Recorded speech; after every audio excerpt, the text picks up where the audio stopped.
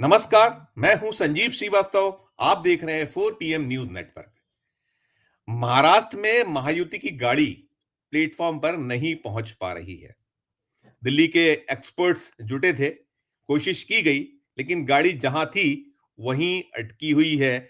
और आलम यह है कि जो तीन चालक हैं उस इंजन में, जो चाहते हैं कि पूरा का पूरा जो ड्राइविंग है उनके हाथों में आ जाए, उनकी आपसी जो खींचतान है, कोई एक आगे बढ़ाने की कोशिश करता है तो दूसरा कहीं ब्रेक लगा देता है, दूसरा आगे आगे बढ़ाने की कोशिश करता है तो तीसरा उसमें कहीं ना कहीं कुछ पेंच फंसा देता है।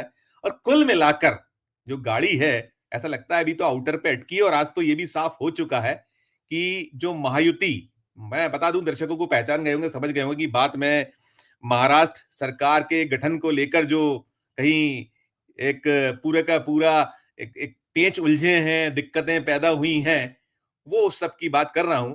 और दिल्ली पहुंचा था मामला, लेकिन दिल्ली उस मामले को सुलझा नहीं पाया। कहीं उसकी जो कोशिश थी वो परवान नहीं चढ़ पाई। उसके पीछे क्या कुछ है, देखिए, हम लोग बार बार इस बात पर चर्चा करते आ रहे हैं, लगातार चर्चा कर रहे हैं कि वो दो जो लोग हैं, प्रधानमंत्री नरेंद्र मोदी जी और केंद्रीय गृह मंत्री अमित शाह। अब ये दौर मोदी शाह की बीजेपी का है, तो वो क्या करना चाहते हैं, उनके पीछे जो क्या कुछ चल रहा है, वो उन दो के अलावा कोई तीसरा ना तो जान पाता है, ना भांप पाता है। तो कुछ वही चल रहा है जैसा मैं कह रहा था कि वो गाड़ी तो फिलहाल आउटर या आउटर के और बाहर ही खड़ी हुई है कहीं। और प्लेटफॉर्म पर लगने की जो संभावनाएं बनती थी, अभी तो ये साफ हो गया है कि अभी ये गाड़ी जो है 1 दिसंबर को ही कहीं कुछ उसका अगला जो, कब उसको सिग्नल मिलेगा तब बढ़ेगी, ऐसी स्थितियां बनी हुई हैं। क्योंकि जो बैठक होनी थी महायुति की एक बहुत महत्वपूर्ण, वो आज हो नहीं पाई है। और मालूम ये हुआ है, निकल कर ये आ रहा है कि अब ये बैठक 1 दिसंबर को होगी। और 1 दिसंबर को ये भी निकल रहा है कि बैठक, ये जो तीनों धड़े हैं प्रमुख, इसमें बीजेपी के जो बाकी सभी विधायक हैं सब जुटेंगे जुड़ेंगे। और बहुत सारे जो खासकर था कि अब जब सरेंडर कर दिया है एकनाथ शिंदे जी ने, तो साफ हो गया है रास्ता जो देवेंद्र फडणवीस का। तो वैसी स्थिति है नहीं। हमने ये पहले जब चर्चा की थी तब भी यही कहा था कि जब तक फाइनली अनाउंसमेंट ना हो जाए, और बल्कि एक साथी ने तो महाराष्ट्र के ये भी कहा था कि जब शपथ ले लें तभी मानिएगा। तो बहुत सारे इफ एंड बट हैं। तो अभी भी ये स्थितियां हैं, अभी भी ये हालात हैं।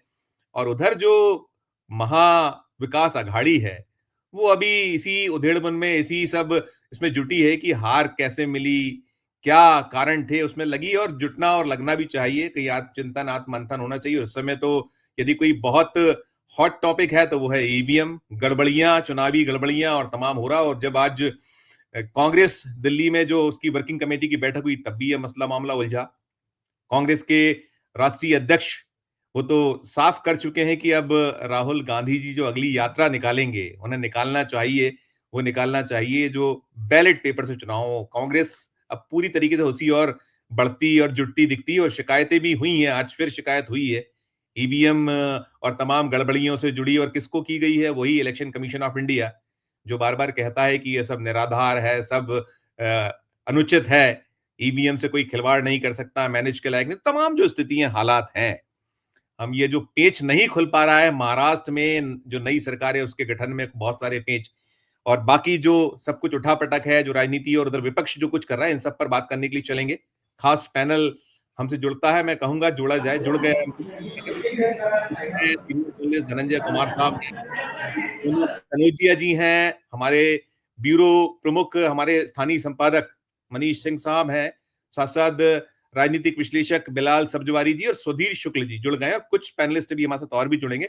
मैं आप सबका स्वागत करूंगा। आप जो पैनलिस्ट हैं, मैं दर्शकों को बार बार यही कहता हूं, आप सबको देखते हैं, सुनते हैं और दीर्घ अनुभव वाले लोग हैं। और मनीष जी ने तो पूरे चुनाव में आप तक पल पल के रिपोर्ट्स पहुंचाई थी, और जब नतीजा है तो सभी देश जैसा भोचक था, वैसा मनीष जी भी थे। और हम सब भी जो जमीनी हकीकत और नतीजे जो बहुत अलहदा निकल कर आए, तो सभी को विस्मय है। और शायद इसलिए उठापटक तेज है। और वो इतना स्पष्ट बहुमत, 3/4 बहुमत पाने के बाद जो महायुति में जिस तरीके के द्वंद है, वो भी कहीं ना कहीं अब ट्रोल हो रही है भारतीय जनता पार्टी की। भारतीय जनता पार्टी बार बार जब कहीं दूसरे राज्यों में सरकारें हुआ करती थी, बनने में देर होती थी, तो बहुत सारे सवाल उठाती थी और बहुत कहीं एक कह लीजिए कि उसको जो जो भी वहां सत्ता में बनाने जा रहे हैं उनको ट्रोल करती थी। तो अब वो खुद ट्रोल हो रहे हैं। तो मैं पहले तो सबका स्वागत करूंगा, बहुत बहुत स्वागत सभी साथियों का, सब पैनलिस्ट का। और मनीष, आप ही से शुरू करता हूं, ये जो है क्या का बैठक जो क्यों टालना पड़ी, और क्यों वो सातारा चले गए एकनाथ शिंदे साहब, और क्या सूरत हाल है? 1 दिसंबर का सुनना है कि अब 1 दिसंबर को बैठक, जो सोर्सेस कह रहे हैं, क्या स्थितियां ओवरऑल हैं? पहली टिप्पणी आपकी, फिर बाकी हमारे जो पैनलिस्ट हैं उनसे बात करूंगा। अनम्यूट कीजिएगा, अनम्यूट कर लीजिए, अनम्यूट कर लीजिए। संजय जी, देखिए, बड़े ही दिलचस्प मोड़ पर महाराष्ट्र की राजनीति पहुंची हुई है।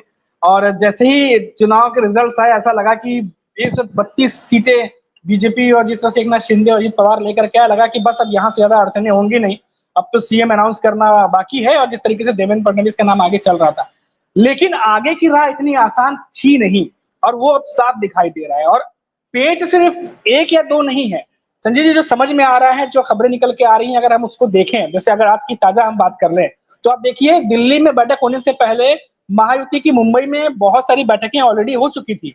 और लगातार हमने देखा कि जो महायुति के जो एकनाथ शिंदे की शिवसेना है, एकनाथ शिंदे खुद है, सीट शेयरिंग का मसला भी मुंबई में नहीं सुलझा था। आपको याद होगा, दिल्ली में जाकर के फिर बैठक हुई थी उसको लेकर के। ऐसा ही कुछ फिर से देखने को मिला कि एकनाथ शिंदे अड़े हुए थे कुछ चीजों को लेकर के, जिस पर अभी हम लोग बातचीत करेंगे संजीव जी। फिर ये मामला दिल्ली पहुंचा, क्योंकि दिल्ली में ही होना था कि सब वहीं से डिसाइड होगा, लेकिन वहां भी हाथ खड़े कर दिए गए, वापस यहाँ पर आए हैं। और ऐसा लग रहा है कि कुछ दिशा निर्देश दिए गए जिसको लेकर के आज बैठक होनी थी, लेकिन वो किसी भी तरीके से ऐसा लग रहा है कि टल गई है। कारण ये है कि एकनाथ शिंदे जो है वो सतारा गांव की तरफ निकल गए हैं। अब बात यह है कि क्या वो अपसेट हैं, क्या वो नाराज हैं। जब इसको लेकर सवाल पूछा गया, तो एकनाथ शिंदे के तमाम जो सीनियर नेता है, चाहे वो संजय सिरसाट हो या बाकी लोग हों, इन्होंने ये कहा कि अपसेट वाली बात नहीं है, वो गांव गए हैं, होम टाउन गए हैं, फिर जल्दी आएंगे। तो हम जितना सिंपल दिखाने की कोशिश की जा रही है संजीव जी, इस बात पे उतनी सिंपल है नहीं। अब फॉर्मूला बताया जा रहा है कि कैबिनेट का जो है 22-12-10 का रखा जाएगा। अब ये 22-12-10 जो है, क्या ये 22-12-10 बीजेपी ने तय किए, क्या एकनाथ शिंदे या अजित पवार इससे सहमत है, ये अपने आप में? और ये 22-12 में कौन कौन से जो पोस्ट है वो दिए जाएंगे, ये भी खबर निकल के आ रही है कि एकनाथ शिंदे की तरफ से ये बात रखा गया था कि अगर डेप्यूटी सीएम उन्हें बनाया जाता है तो वो तो नहीं बनेंगे, उनके बेटे का नाम सुनने में आया कि कहा जा रहा है कि श्रीकांत शिंदे को डिप्टी सीएम बना दिया जाए। फिर ऐसे में एकनाथ शिंदे के पास क्या ऑप्शन बचता है? जो 3 मंत्रालय वो हम मांग रहे हैं, जिसमें से एक गृह मंत्रालय भी है, तो 2-3 मंत्रालय अहम अगर ये ले लेते हैं।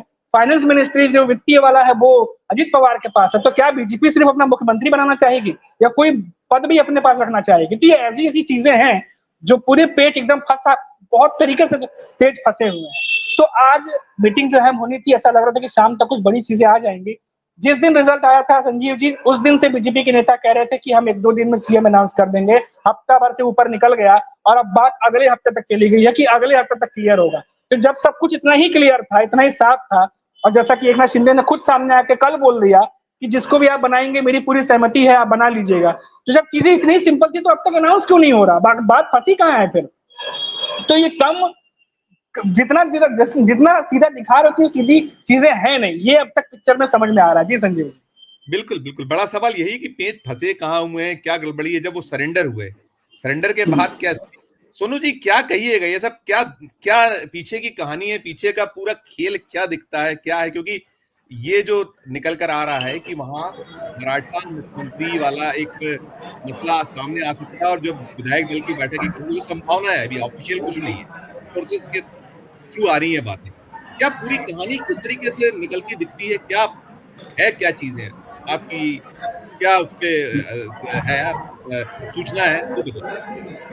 देखिए, महाराष्ट्र की जो सत्ता पर जो पूरी तरह से कब्जा करने वाली बात है, ये लड़ाई अब प्रेशर टैक्टिक्स की बन चुकी है।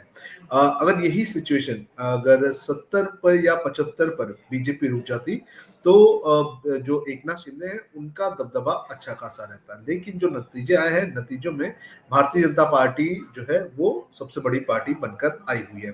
तो ऐसे सिचुएशन में एकनाथ शिंदे का पूरी तरह से गेम पलट चुका है। अब एकनाथ शिंदे जो है वो ज्यादा कुछ नहीं कह सकते हैं, और यही कारण है कि एकनाथ शिंदे ने 2 दिन पहले यह अनाउंस किया था कि वो जो भी डिसीजन है वो मोदी और अमित शाह पर वो छोड़ दे रहे हैं कि वो डिसीजन लेंगे, वो उन्हें एक्सेप्ट होगा।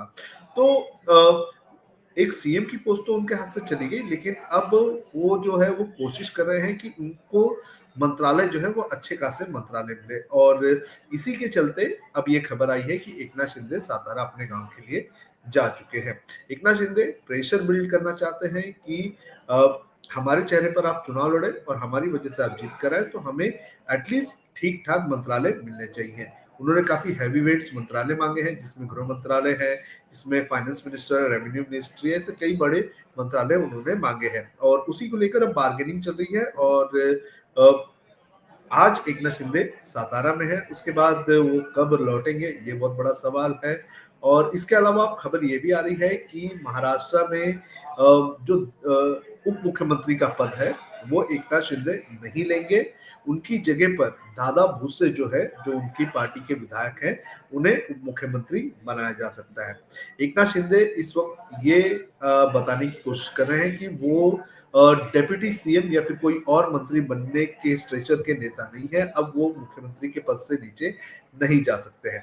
तो कहीं ना कहीं एक ही तरह से प्रेशर बिल्ड करने की कोशिश एकनाथ शिंदे की तरफ से की जा रही है, लेकिन ये कितना प्रेशर बिल्ड किया जाएगा और कितने प्रेशर जो है वो बीजेपी पर लाया जा सकता है, ये सोचने और देखने वाली बात बेहद ज्यादा है। क्योंकि जो चुनाव के नतीजे आ रहे हैं वो ये बता रहे हैं कि अगर एकनाथ शिंदे अलग भी हो जाते हैं तो बीजेपी को उससे कोई फर्क नहीं पड़ता।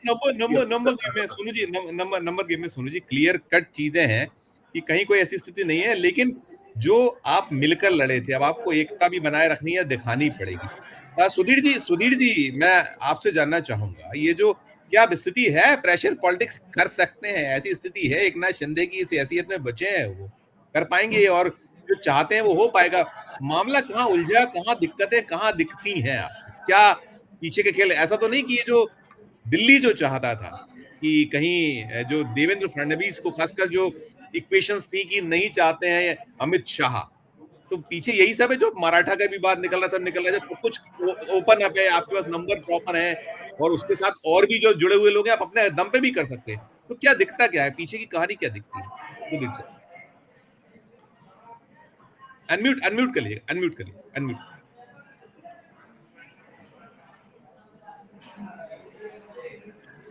आपने देखा होगा कि जब हमारे नॉर्थ इंडिया में बारात जाती है ना, तो फूफा नाराज हो जाते हैं, ठीक है। और शिंदे साहब की नाराजगी सिर्फ उस फूफा की नाराजगी जैसी है, जिसको रिस्पेक्ट तो दिया जाता है, लेकिन ना बाराती में ना घराती में अंदर से किसी को इस बात की चिंता नहीं होती कि फूफा नाराज रहेंगे या मान जाएंगे। लेकिन हाँ, दोनों पक्षों से कोशिश पूरी की जाती है। थोड़ा सा अतीत पे ले जाने की जरूरत है पूरे मामले को ले जाने के लिए।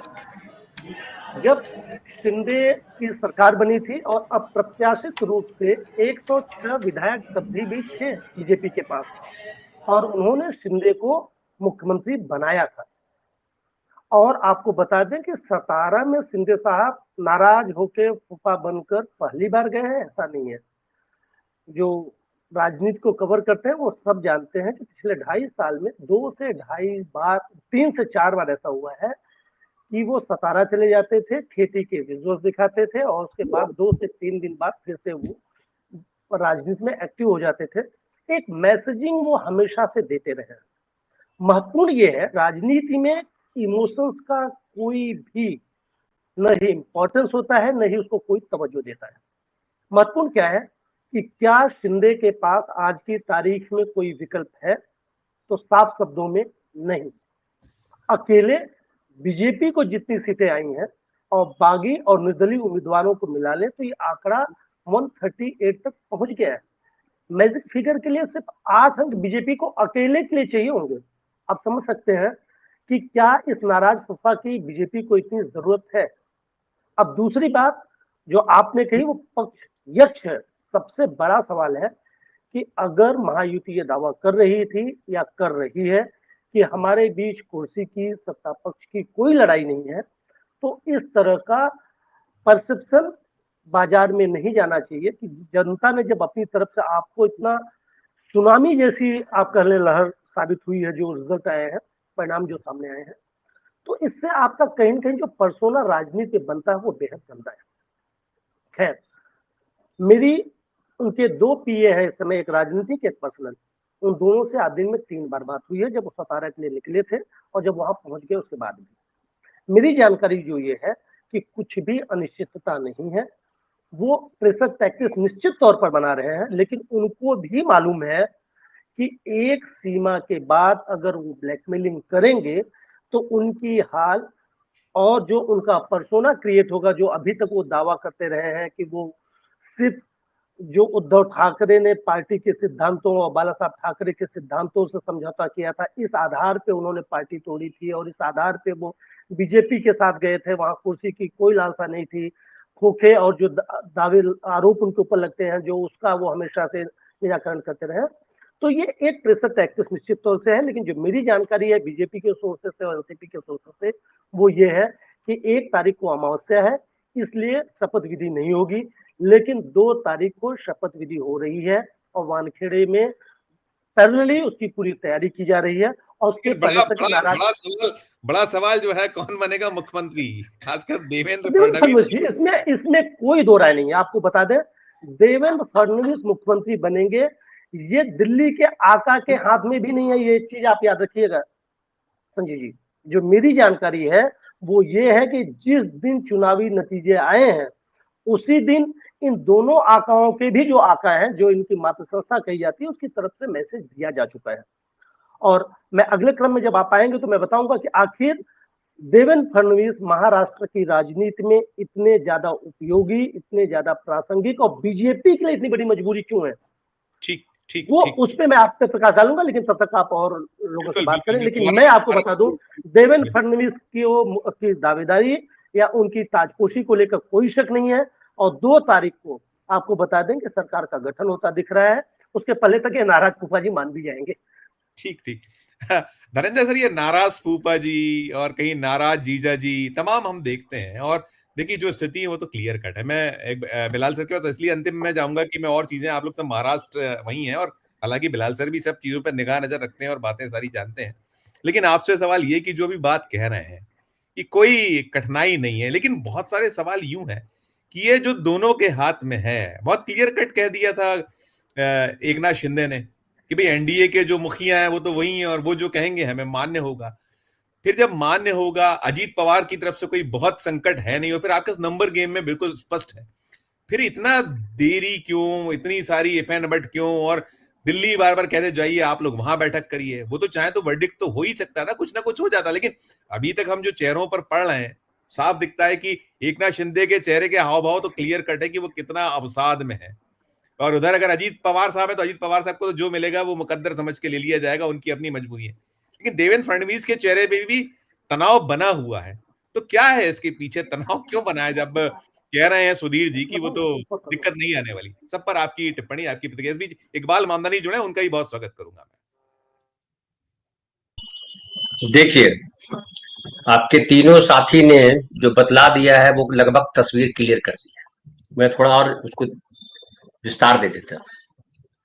मैं ये इस बात से थोड़ा कहता हूँ कि वो फूफा जी नहीं है, नाराज फूफा नहीं है, वो चाचा जी है।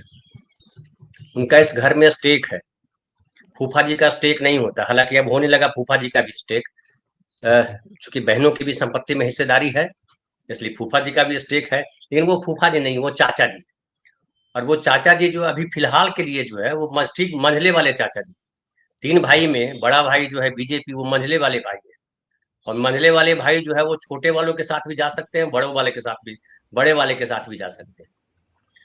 और एक और चीज देखिए कि बीजेपी की 2 मुश्किल है। एक तो जो कह रहे हैं सुधीर भाई की वो ज्यादा बेहतर बता सकते हैं कि वो कह रहे हैं कि फडणवीस साहब ही मुख्यमंत्री हैं, इसमें कोई शक शुबा नहीं है। हालांकि मुझे लग रहा है कि ये इतना आसान नहीं है। अगर ये होता तो मुख्यमंत्री वाली जगह पे तो कहीं जो उनके साथी पार्टी के लोग हैं उनकी तो कोई जिद है नहीं। शिंदे जी ने अनाउंस कर दिया कि भाई मैं मुख्यमंत्री नहीं हूं, तो खत्म हो गया खेल। फिर मुख्यमंत्री बीजेपी का बनेगा, कोई बीजेपी का मुख्यमंत्री नहीं बनेगा, ये सवाल ही नहीं। फिर मुख्यमंत्री क्यों नहीं डिसाइड हुआ, ये सवाल है। यस, फिर बताऊं मैं आपको कि जो एकनाथ शिंदे हैं, एकनाथ शिंदे बीजेपी की जरूरत है। अगर ऑर्गन्स की बात करते हैं, शरीर में ऑर्गन्स है, आपके पास हार्ट है तो आपके पास किडनी भी है। किडनी को निकाल दीजिएगा तो हार्ट क्या करेगा? तो फिलहाल के दौर में बीजेपी की इतनी हैसियत नहीं है कि अपने दम पर वो सरकार बना सके। अभी तोड़ फोड़ के बना ले सकती है बीजेपी की, 132 है, 5 विधायक है, 137 हो गए, 8 और चाहिए, 10 और ले आ सकती है। उसके 10-15 लोग तो उनकी दोनों की पार्टियों में गए हुए, तो सरकार बनाने में कोई मुश्किल नहीं। लेकिन असली मुश्किल है वहां दिल्ली में। और सारे समझौते, अभी जो 17 वाला जो प्रसंग है, मैं उसको बिहार लेके चलता हूँ आपको, वहां के उदाहरण से समझाता हूँ। बिहार में एक तो ये जान लीजिए कि जो कहा, बड़ी चर्चा हुई यहाँ, शिंदे जी के जो विधायक, उन्होंने कहा कि वो बिहार फार्मूला लागू हो, नीतीश फार्मूला लागू। नीतीश फार्मूला लागू क्यों हो? नीतीश फार्मूला इसलिए लागू हो कि हमारी जरूरत है, नीतीश जी की वहां जरूरत है। नीतीश जी की जरूरत कहाँ है? बिहार में सेकेंडरी जरूरत है। बिहार में नीतीश जी की जरूरत है या नहीं है, सेकेंडरी है। उनकी जरूरत केंद्र में है। ये मोदी जी को तकलीफ हो जाती है कि अगर नीतीश कुमार थोड़े दिन के लिए बाहर हुए, आपने देखा होगा जो इंडिया गठबंधन बना, तो इंडिया गठबंधन बन गया। तो मोदी जी को पता है कि नीतीश कुमार अगर इधर होंगे तो सामाजिक न्याय का जो दूसरी पटरी जो बन रही है, पैरेलल सड़क जो बन रही है सामाजिक न्याय की, सामाजिक न्याय बहुत भारी पड़ने वाला है। आप कमंडल मंडल वाला 90 वाला दशक भी आप देख लीजिए, और वो पटरी फिर से वहीं चलेगी, वही पटरी चलेगी। और क्या होता है, डाइवर्जन कभी कभी, ये ब्रिज ठीक से नहीं, जो पुरानी सड़क है उसमें ब्रिज को टूट गया है तो डाइवर्जन से चलना पड़ता है, वो भी ध्यान में रखिएगा। तो नीतीश जी जैसे रूट के चले जाते हैं राजगीर, अगर राजगीर चले गए तो समझिए कि कुछ होने वाला है। वैसे ही ये सतारा है, सतारा गए हैं तो कुछ होने वाला है। लेकिन नीतीश जी की पार्टी में और शिंदे जी की पार्टी में अंतर है। नीतीश जी की पार्टी में जो है वो नीतीश जी की अपनी खड़ी हुई की हुई पार्टी है। शिंदे जी की पार्टी अपनी खड़ी हुई की हुई पार्टी नहीं है। एक तो ये शिवसेना है, उद्धव ठाकरे की पार्टी है, उसको अमित शाह जी और नरेंद्र मोदी जी ने बैसाखी दे करके खड़ा किया है, बांस बांस लगा करके कि ये देखो इधर खड़े हो जाओ। तो अब इनकी भी जरूरत है कि शिंदे रहे, शिंदे की पार्टी रहे, वो ए और बी है। क्योंकि बिना बीजेपी, शिवसेना के बीजेपी नहीं है महाराष्ट्र में। तो अब उद्धव ठाकरे को तो कह दिया कि ये किनारे हो गए उद्धव ठाकरे, उनको सीटें भी नहीं आई। तो उद्धव ठाकरे अब इधर आएंगे कल या क्या होगा वो तो बात की बात है। लेकिन उद्धव ठाकरे के बिना भरोसे अगर शिंदे के साथ चला जाए, शिंदे की पार्टी के साथ, तो बीजेपी के लिए भविष्य में भी आसान है। भविष्य में आसान है कि उसको साथी दल तो चाहिए। तो शिंदे जी को पार्टी चलाने के लिए पैसा भी चाहिए। पार्टी हवा में तो चलती नहीं है। जो वहां दिल्ली में आए थे वो केजरीवाल साहब, उन्होंने कहा था कि हम सब खत्म कर देंगे, नए जमाने की, नए मिजाज की पार्टी है। वो तो बेचारे फंसे हुए हैं तमाम, यहाँ पैसा लिया, वहां पैसा लिया, कहाँ पैसा लिया मुझे नहीं मालूम, क्योंकि पैसा लेने वाले साबित हो नहीं पाते। अजित पवार जिनके बगल में बैठे हैं, मोदी जी ने आरोप लगाया था, फिर फाइनली जो है बंद कर दिया गया, नहीं कोई पैसा लिया नहीं इन्होंने। हमारे जो एनडीटीवी के जो पहले प्रणब राय हुआ करते थे, उनके खिलाफ भी था, ये किया वो किया, फाइनली हुआ कुछ नहीं किया। तो वो तो हम बहुत सारी चीजों को जान चुके हैं। लेकिन जो शिंदे की पार्टी है, शिवसेना, और जो बीजेपी है, दोनों के बीच जो है पति पत्नी का रिश्ता है। जान लीजिए, तलाक नहीं दे सकते, न ये तलाक दे सकते हैं, न वो तलाक दे सकते हैं। तलाक देंगे तो दोनों का घर उजड़ जाएगा। तो एक तो है कि साथ डोर में बंधे रहना है, और ये भविष्य के लिए भी डोर में बंधे रहना है। ये खाली एक चुनाव नहीं है, अभी बीएमसी भी चुनाव होने वाला है, तो बीएमसी के चुनाव के लिए भी चाहिए। फिर बात आती है कि अब शिंदे क्या करें। शिंदे के पास जो लोग हैं, कहीं वो जो है उनके अपने दम पे जुड़े हुए लोग नहीं है, वो सत्ता की वजह से आ गए। लेकिन विचारधारा क्या है शिंदे जी की पार्टी? उद्धव ठाकरे की विचारधारा थी कि हमारे बाला साहब ठाकरे की विचारधारा, हालांकि बाला साहब ठाकरे की विचारधारा भी गौन हो गई थी, वो बीजेपी के पटरी पे आ गए थे। आज जो शिवसेना का ये हश्र हुआ, उसकी वजह यही है कि आप बीजेपी के पटरी पे थे। पहले आप मराठीवाद चलाते थे तो मराठीवाद आपका बड़ा अच्छा था, फिर आप हिंदूवाद पे आ गए तो हिंदूवाद तो बीजेपी का है, सबसे बड़ी पार्टी हिंदूवाद की बीजेपी पार्टी है। अब जो शिंदे साहब है वो केवल हिंदूवाद पे खड़े हैं, तो कितनी देर सर्वाइव करेंगे? तो ये सारे सवाल है। लेकिन बीजेपी की जरूरत है कि शिंदे उनके साथ रहें, और इस ये जानते हैं, शिंदे भी जानते हैं, तो नेगोशिएशन तो वो करेंगे, अपनी पार्टी चलानी है उनको। फिर एक और लास्ट बात बोल दूं कि मुख्यमंत्री वाला प्रसंग जो है वो पिछड़े तय करेंगे मुख्यमंत्री कौन होगा, और पिछड़ों की हिस्सेदारी बहुत ज्यादा है, 38% है। 2014 में उन्होंने धोखा किया था पिछड़ों के साथ। मराठा तो है उनके साथ, शिंदे भी हैं, अजित पवार मराठा है, लेकिन पिछड़ा कौन है?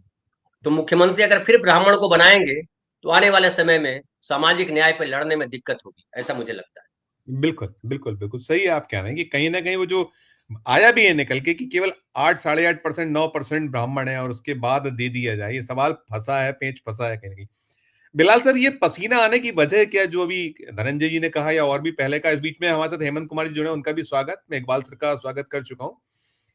क्या ये इतना पसीना आने के पीछे अकेला ये कारण नहीं, और भी कुछ चीजें हैं? कुछ तो पर्दादारी है, वो जो कहते हैं ना, वो क्या आप क्या देखते हैं, क्या पर्दादारी लग रही है आपको? क्या कहीं जो ये मैं पहले पूछा था और अभी सुधीर जी ने बड़े विश्वास से कहा, उनसे अगली राउंड में पूछूंगा कि संघ की पसंद और कोई नहीं कर सकता कुछ, लेकिन जो हमने देखी है तस्वीरें, हमने पर्ची वाले मुख्यमंत्रियों को देखा है, वो जो चाहते हैं सो कर डालते हैं दोनों भाई। तो इन सब संदर्भों में आपकी टिप्पणी बिलाल सर। संजीव जी, काफी कुछ कहा अभी पैनलिस्टों ने, लेकिन मैं इस उस ओवरऑल महाराष्ट्र की जो सिचुएशन है उसको मैं भारतीय जनता पार्टी की लॉन्ग टर्म पॉलिटिकल स्ट्रेटेजी के तहत देख रहा हूं। मैं इसको सरकार बनाने के दृष्टिकोण से नहीं देख रहा। ठीक, सरकार बनाने के दृष्टिकोण से तो भारतीय जनता पार्टी को कोई दिक्कत ही नहीं, और वो जिस शैली से राजनीति करते हैं, जिस अंदाज की पॉलिटिक्स करते हैं, उसके लिए बिल्कुल भी दिक्कत नहीं कि वो सरकार बनाने में किसी तरह की भी कोई अड़चन आए उनके साथ। और वो चाहे तो कोल्ड स्टोरेज में भी लगा सकते हैं एक नाथ शिंदे को, जिस तरह की पॉलिटिक्स करती है भारतीय जनता। लेकिन सवाल यह है कि वो एक लॉन्ग टर्म स्ट्रेटेजी क्राफ्ट करना चाहते हैं महाराष्ट्र की राजनीति, और इसी लॉन्ग टर्म स्ट्रेटेजी के चलते जो एक नाथ शिंदे का जो रेजिस्टेंस है वो उनकी लॉन्ग टर्म स्ट्रेटेजी के अकॉर्डिंग पॉलिटिकल रेलिवेंस रखता है। वो एक नाथ शिंदे को बेसिकली अभी भी इसलिए रेलिवेंट मानते हैं कि उनको लगता है कि अभी भी उद्धव ठाकरे को या शरद पवार को या कहिए और अभी भी अगर उनके अंदर कोई गुंजाइश है तो उसके अगेंस्ट अभी भी इस्तेमाल किया जा सकता है। इसलिए अभी एक नाथ शिंदे का रेजिस्टेंस है। फिर बीएमसी चुनाव, जिस तरह से धनंजय भाई ने बात की, मैं उस वक्त वही पॉइंट सोच रहा था। बहुत आने वाले वक्त में बहुत करीब है। अगर शिवसेना, ओरिजिनल शिवसेना, उद्धव ठाकरे की ओरिजिनल शिवसेना या शरद पवार या कांग्रेस फिर एक बार रिवाइव होते हैं बॉम्बे म्युनिसिपल कॉर्पोरेशन में, तो फिर वो महाराष्ट्र की राजनीति में भी रिवाइव हो सकते हैं। तो किस तरह से बॉम्बे म्युनिसिपल कॉर्पोरेशन में उनको डिफ्यूज किया जाए, मराठा को मराठा से लड़ाया जाए, शरद पवार को अजीत से लड़ाया जाए, कांग्रेस से लड़ने के लिए भारतीय जनता पार्टी मौजूद है। वो लॉन्ग टर्म उनका एक प्लान है कि बॉम्बे म्युनिसिपल कॉर्पोरेशन जो एक सांस लेने का इनके पास एक लास्ट प्लेटफॉर्म है, अगर यहां पर इनको ब्रेक कर दिया जाए तो फिर भारतीय जनता पार्टी की लॉन्ग टर्म पॉलिटिक्स का रोड मैप तैयार किया जा सकता है। इसलिए एक नाथ शिंदे रेलिवेंस है। इसलिए रेलिवेंस नहीं कि वो कुछ बिगाड़ लेंगे, या अजीत पवार इसलिए रेलिवेंट नहीं है कि वो कुछ बिगाड़ लेंगे। इसलिए रेलिवेंट है कि अभी भी उन्हें अपने विपक्षी दलों को लॉन्ग टर्म में लगता है कि कहीं बीएमसी से सांस ना ले जाए और फिर हमारे लिए कल को एक आफत खड़ी हो जाए। तो ये वो इनके लॉन्ग टर्म प्लान है जिसके अकॉर्डिंग वो सोच रहे हैं, और ये लॉन्ग टर्म प्लान के ही चलते सारा के सारे डिसीजन होने। और जिस तरह से एक नाथ शिंदे ने ये बात कही थी कि डिसीजन में प्रधानमंत्री नरेंद्र मोदी और अमित शाह का मानूंगा, ये तो बात साफ कर दी उन्होंने कि वो देवेंद्र फडणवीस को नहीं मान रहे और वो बार्गेन टॉप लेवल पे करना चाहते हैं। ये उनका रेजिस्टेंस है, ये भी उनकी ब्यूटी है कि एटलीस्ट वो इतने कमजोर होके भी अभी भी रेजिस्ट कर रहे हैं। और ये रेजिस्टेंस भारतीय जनता पार्टी की लॉन्ग टर्म पॉलिटिक्स के लिए रेलिवेंट है, इसलिए उनका रेजिस्टेंस है। तो बता रहे हैं कि मैं जो बार्गेन करूंगा टॉप अथॉरिटी से करूंगा, और वो टॉप अथॉरिटी से अगर बार्गेन करने में कामयाब रहे, किस हद तक कामयाब रहेंगे ये उनकी राजनीतिक कुशलता मानी जाएगी। लेकिन जो भी रेलिवेंस है उनकी, वो भारतीय जनता पार्टी की महाराष्ट्र की लॉन्ग टर्म स्ट्रेटेजी के पॉइंट ऑफ व्यू से रेलिवेंस है, सरकार बनाने के लिए के पॉइंट ऑफ व्यू से रेलिवेंस नहीं है, और जिसका मुख्य आधार बीएमसी चुनाव है। बिल्कुल बिल्कुल, वो भी है, बीएमसी भी है, और भी चुनाव और भी होने, और भी कुछ चुनाव हैं, मनीष भी बताएंगे इस बारे में और थोड़ा तफसील से। लेकिन उसके पहले मैं इकबाल मामदानी साहब के पास, इकबाल सर जो बातें हम कर रहे हैं, देख रहे हैं आप कि कहीं ना कहीं एक तो टॉप लेवल डिप्टी सीएम पद नहीं चाहिए, और वो भाषा पूरी हम लोग पहले भी शायद बात कर चुके हैं, जिसमें वो भाषा वो शिवराज सिंह चौहान का जो मर्म दर्द था कुछ वैसा है कि मैं आम आदमी, कभी खुद को सीएम नहीं समझा, मैं आपका लाडला भाई, और मतलब जो जो वो कर सकते हैं वहां की, हम अड़चन नहीं है, मोदी शाह 2.5 साल हमारे लिए चट्टान की तरह खड़े रहे, तमाम मुझे पद की लालसा, यही कुछ शिवराज सिंह चौहान का भाव होता था। तो ये जो स्थितियां हैं, और दूसरा क्या जो मराठा वाला वो है बहुत बड़ा एक वहां आपका, और ओबीसी भी नो डाउट, तो इन सब के बीच में वो ब्राह्मण वाला जो चेहरा है, और सुधीर जी कह रहे थे कि नहीं वो दो को ताजपोशी उन्हीं की, और वो बड़ा जरूरी है महाराष्ट्र के लिए, बीजेपी के लिए अपरिहार्य है। तो क्या आप इन सब जो स्थिति फंसे हैं पेश सारे के सारे, अगर अपरिहार्य है तो फिर देर क्यों, और ये जो सारी चीजें हो रही हैं जिसमें कहीं ना कहीं कमजोर होते हुए भी लोग ताकतवर दिखने और दिखाने का प्रयास करना चाहिए, लेकिन कुछ तो पीछे है जिसके कारण सब कुछ करना पड़ा, उसमें चुनाव की भी बातें हैं, क्या कहिएगा मामदानी? देखिए संजीव जी, मैदान के अंदर जब भी कोई ताकतवर खिलाड़ी हो या जो अक्लमंद खिलाड़ी हो, वो कभी अपने आप को कमजोर साबित नहीं करता। बिल्कुल। यही महाराष्ट्र की राजनीति में फिलहाल चल रहा है। उसकी सबसे बड़ी वजह है, हालांकि आप देख लीजिए इस पूरे मामले में जो दिल्ली में मीटिंग हुई, सबने कहा ठीक है ठीक है ठीक है। जब ठीक था तो फिर उसके बाद तो रास्ता आसान था, मुख्यमंत्री का नाम जो है वो अनाउंस कर दिया जाता, लेकिन ये कहा गया कि आप एक बैठक करिए, उसके अंदर फॉर्मूला तय करिए कि कितनी मिनिस्ट्रीज किसको जाएगी, कितने शेयरिंग्स के अंदर कौन कौन सा डिपार्टमेंट जाएगा। तो ये शेयरिंग को लेकर के मामला अटका हुआ है, जहां पर एकनाथ शिंदे और अजीत दादा पवार, ये दो की जो मांग है, जिसके अंदर मुझे लगता है एकनाथ शिंदे इस वक्त इसलिए ताकतवर है क्योंकि वो अपने आप को लीडर के तौर पर पेश भी कर रहा है, जिन्होंने साफ किया पिछले उनके एक प्रेस कॉन्फ्रेंस के अंदर कि वो उप मुख्यमंत्री नहीं बनेंगे, हालांकि दिल्ली जो फैसला करेगा ये कर लेंगे ये कर लेंगे, वो सारी चीजें उन्होंने कह दी। लेकिन कहीं उन्होंने ये नहीं कहा कि मैं मुख्यमंत्री नहीं बनूंगा या मैं मुख्यमंत्री का दावा छोड़ रहा हूँ, जो कहा जाएगा वो करेंगे। ये एक नॉर्मल राजनीति का एक गणित तो होता है कि बोलना कहना अलग होता है, करना अलग होता है। शायद यही एक कारण है कि आप देखिए कि एकनाथ शिंदे धीरे धीरे फूट पर कदम रख रहे हैं। उसकी एक वजह सबसे बड़ी यह है कि जब वो शिवसेना से अलग हुए तो उन्होंने ये कहा कि वो उद्धव ठाकरे, अपना बाल ठाकरे की लेगेसी को लेकर चलेंगे। मुख्यमंत्री पद उनको उस वक्त दे दिया गया, हालांकि देना नहीं चाहिए था, बीजेपी के कुछ लीडर का मानना है, लेकिन दिया गया।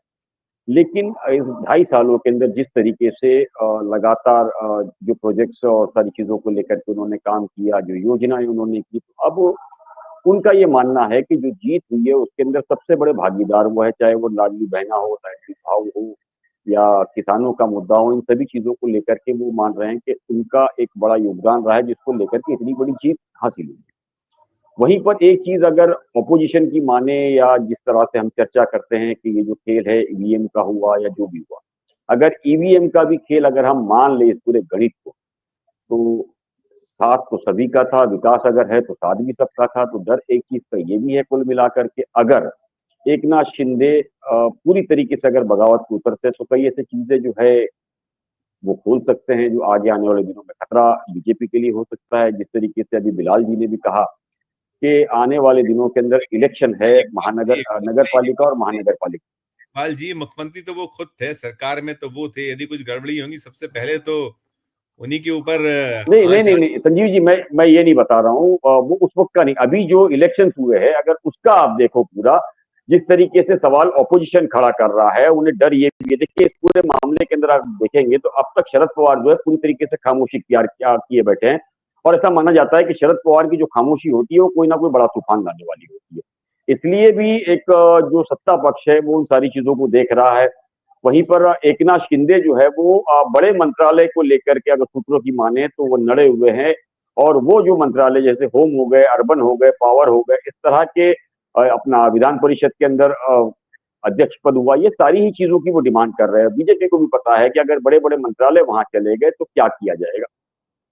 दूसरा, सेंट्रल के अंदर भी काफी चीजें उनकी डिमांड की जा रही है। तो अब इन सारी चीजों पे चर्चा चल रहा है। वहीं पर एकनाथ शिंदे जो है आज की मीटिंग से जाकर के ये मैसेज देना चाह रहे हैं कि कहीं ना कहीं वो नाराज है। दूसरा, उनकी शिवसेना पक्ष की भी आज मीटिंग थी जो कैंसिल कर दी गई है। जहां शिवसेना ये मान रही है कि नाराजगी की वजह कुछ और ये सत्ता पक्ष के अंदर जो हम उनकी मांगे है पूरी नहीं की जा रही है, उसको लेकर के शिवसेना के लोगों का कहना है कि एकनाथ शिंदे नाराज है। वहीं बीजेपी गुट के कुछ लोग जो है उनका कहना है वो अलग ही चीजें कहते हैं कि अक्सर वो इस तरह का एक विवाद होता रहा है कि एकादश अमावस्या जब आता है तो एकनाथ शिंदे जो है वो कभी या तो कामाख्या मंदिर चले जाते हैं या तो कभी उनकी कुल देवी है उनके वहां चले जाते हैं, तो शायद वो वहां गए इसलिए 2 दिन के बाद आएंगे। तो ये अटकलों का बाजार जो है अब तक संजीव जी गर्म है, लेकिन फैक्ट ये है कि इंटरनल बात अब भी चालू है, लेकिन मामला अटका है मंत्रालय को लेकर के कि कौन सा मंत्रालय जो है किसको दिया जाएगा।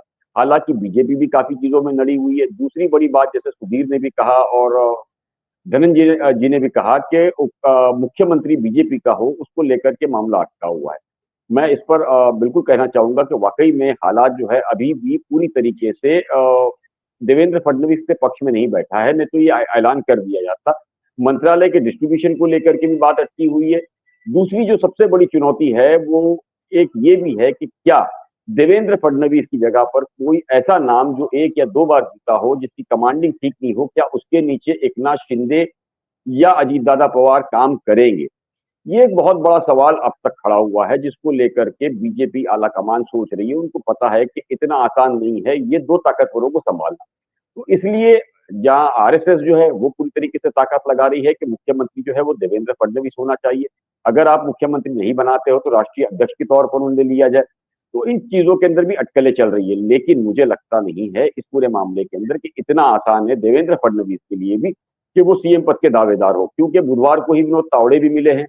आप देखिए कि गृह मंत्री अमित शाह से उनकी मुलाकात हुई। यहाँ इंटरनल भी काफी ऐसी चीजें चल रही है जो ये मान रहे हैं कि लोग देवेंद्र फडणवीस जो है वो सीएम नहीं बनना चाहिए। वहीं लगातार ये भी आवाजें उठाई जा रही है कि 2% ब्राह्मण है, उसके अंदर ब्राह्मण चेहरा हमें नहीं चाहिए। अगर पिछले कुछ दिनों पहले फडणवीस का एक बयान आप देखिए तो फडणवीस ने कहा था कि ब्राह्मण भले ही 2% हो, लेकिन वो उस तरह है कि दूध के अंदर शक्कर की तरह मिलकर के काम कर सकता है। ये सारी बात उनकी सही है, लेकिन कई ऐसी अलग अलग जो इंटरनल राजनीति है वो ये नहीं चाह रही है कि देवेंद्र फडणवीस जो है वो यहाँ सीएम बने।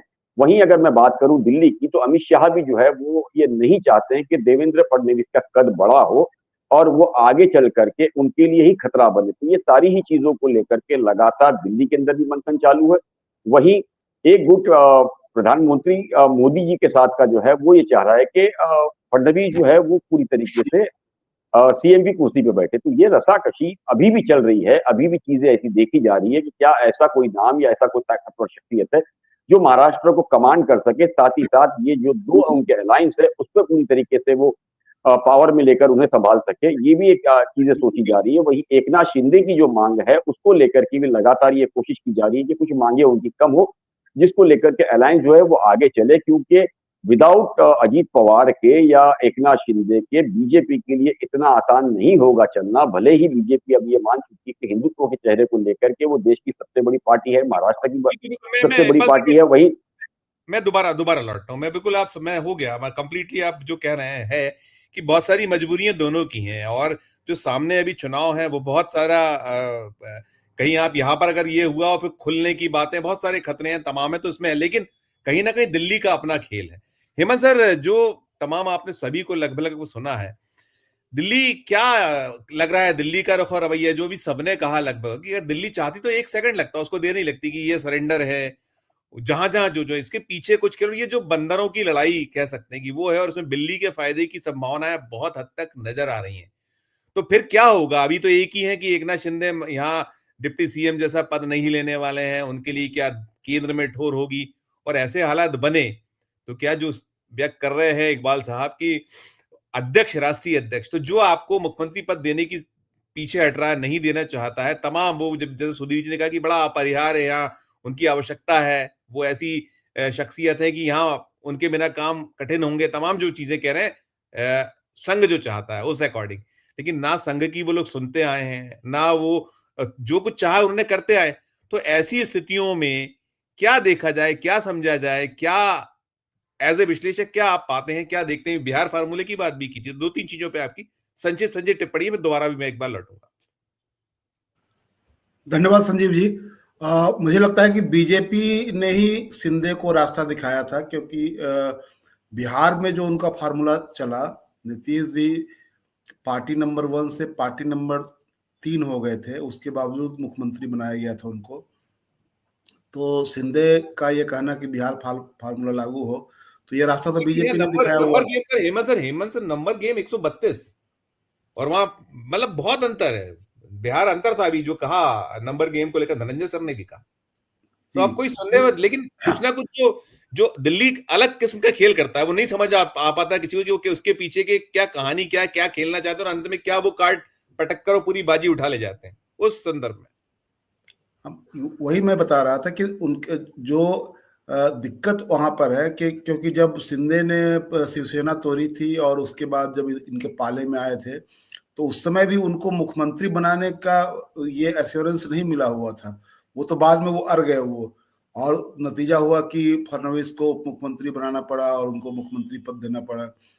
तो अभी स्थिति ये है कि उनको जितने तरह के जो लोभ दिए जा रहे हैं कि आप केंद्र सरकार में मंत्री बन जाइए, अपने बेटे को डिप्टी बना लीजिए, लेकिन उनके लिए ये है कि जो एक तो विभाग वाला मसला जो है कि बड़े विभाग उनको मिले, दूसरा कि बीजेपी मैंने जो कहा कि बीजेपी ने उनको रास्ता दिखाया हुआ है कि ये कमजोर पार्टी भी, यानी कि सबसे तीसरे नंबर की पार्टी भी वो स्टेट के लीडर भी स्टेट को लीड कर सकते हैं।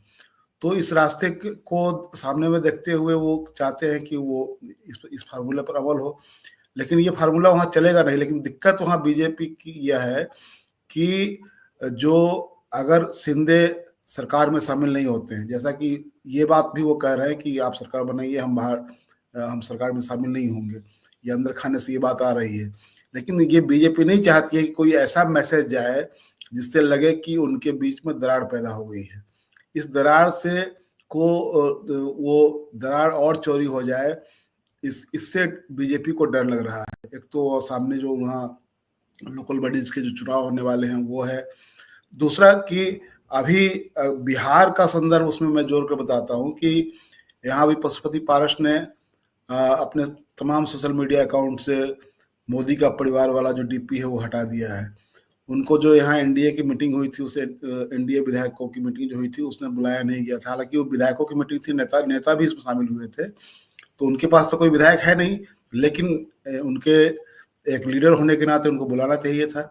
क्योंकि आपको याद होगा कि लोकसभा चुनाव के दौरान वो नाराज हुए थे, फिर मान गए थे। डीपी उस समय भी उन्होंने हटाई थी, फिर डीपी लगा ली थी।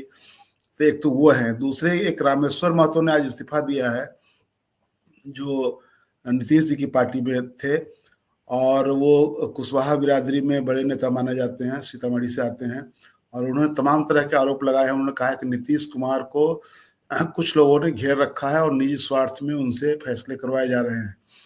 तो जो चर्चा चल रही थी विपक्ष की ओर से, जो आरोप लग रहा था कि नीतीश कुमार एक तरह से बीजेपी के सामने सरेंडर है, या बीजेपी का जो स्लीपर सेल है उसने उनको, जो जेडीयू में है उसने उनको घेर रखा है। तो ये एक ऐसा, इस संदर्भ को मैं इसलिए बता रहा हूँ कि एनडीए के भीतर में चाहे वो महाराष्ट्र हो या बिहार हो, बिहार में भी आने वाले समय में चुनाव होना है, 1 साल का लगभग टाइम बचा हुआ है। तो ऐसी स्थिति में बीजेपी नहीं चाहती है कि जो हमारे एलाइज हैं उसको नाराज किया जाए, लेकिन वहाँ बीजेपी अब मुख्यमंत्री शिंदे को बना दे, ये तो मुझे बिल्कुल असंभव लग रहा है। उसमें जो भी उनके साथ बाकी का फार्मूला जो भी लागू होगा, उनको बड़े विभाग दिए जा सकते हैं। वो 2 डिप्टी की मांग कर रहे हैं, तो अब 3 डिप्टी तो बनेगा नहीं, ये तो अपने आप में हास्यास्पद हो जाएगा। तो ये मुझे लगता है कि बीजेपी उनको मनाने की कोशिश करेगी, और यह भी नहीं है कि वो छोड़ करके भाग जाएंगे, वो ऐसा भी नहीं होने वाला है। लेकिन वही संकट ये है कि मैसेज इसका गड़बड़ जाएगा, इससे ये बीजेपी को डर लग रहा है, और इसलिए वो चाहते हैं कि शिंदे किसी तरह मान जाए और वो गठबंधन में बने रहें और सरकार में शामिल हों। क्योंकि यह जो अंदर खाने से जो बात आ रही है कि हम सरकार में कोई पद नहीं लेंगे, आप सरकार बना लीजिए, हम आपके साथ रहेंगे, लेकिन बीजेपी को लगता है कि ये स्थिति जब रहेगी तो वो और सरकार के लिए एक तरह से गले की हड्डी साबित होंगे। तो इससे बीजेपी बचना चाहती है। अब मुझे लगता है कि अभी जो स्थिति है उसमें कोई छोड़कर भागने की स्थिति में तो नहीं है, तो बात बन जाएगी। लेकिन ये है कि वहाँ जो कुछ हो रहा है, इस तरह की कहानियां पहले भी हुई है और उसकी पुनरावृत्ति सामने में है, क्योंकि ये उस समय जब उद्धव ठाकरे ने शिवसेना ये एनडीए से नाता तोड़ा था, वो कांग्रेस के साथ मिल जाकर के सरकार उन्होंने बना ली थी, उसके बाद उनकी पार्टी टूटी, फिर उधर ये चले गए। तो ये खेल जो है महाराष्ट्र में सबने देखा है, कैसे बिल्कुल भोर में उनका फडणवीस का शपथ ग्रहण हो गया, उसके बाद ये सब हुआ। तो ये महाराष्ट्र आज की तारीख में वो एक समझिए कि एक नए तरह से की फिल्मी पटकथा वहां पर देखने को मिलेगी आपको। पहले भी इस तरह का हुआ है और अभी भी। तो ये जब इसलिए कोई आप इस निर्णय पर नहीं जा सकते हैं कि उनको वहां कोई टूट फूट होने वाली है। टूट फूट नहीं होगी, लेकिन ये तय है कि वहां स्थितियां उनके पक्ष में ही रहेंगी। वो वहां ऐसा कुछ बिगड़ने वाला नहीं है बीजेपी का। लेकिन बीजेपी के लिए परेशानी शिंदे खड़ी कर रहे हैं, ये तय है।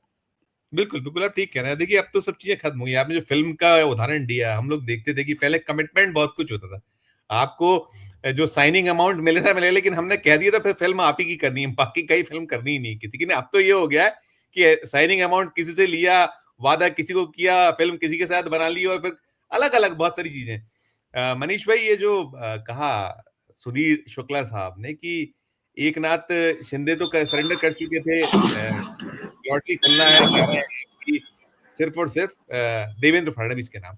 एक चीज ये, और दूसरा क्या कुछ जो भी क्या एकनाथ शिंदे की शर्तें जो आप देख रहे हैं, और सबसे खास बात जो है, सभी से मैं पूछूंगा कि जो उसमें वहां पर महाराष्ट्र में अडानी फैक्टर है, बहुत बड़ा फैक्टर है, वो धारावी से लेकर और बाकी पूरा मुंबई में जहां जहां जो चाहते हैं। तो ऐसी स्थितियों में कौन से इसको लेकर खींचतान संभावित हो रही है, चल रही, क्या चीजें हैं जिसमें कि वो चाहते हैं मेरे दोनों तरह की, पूछा वो भी मनीष।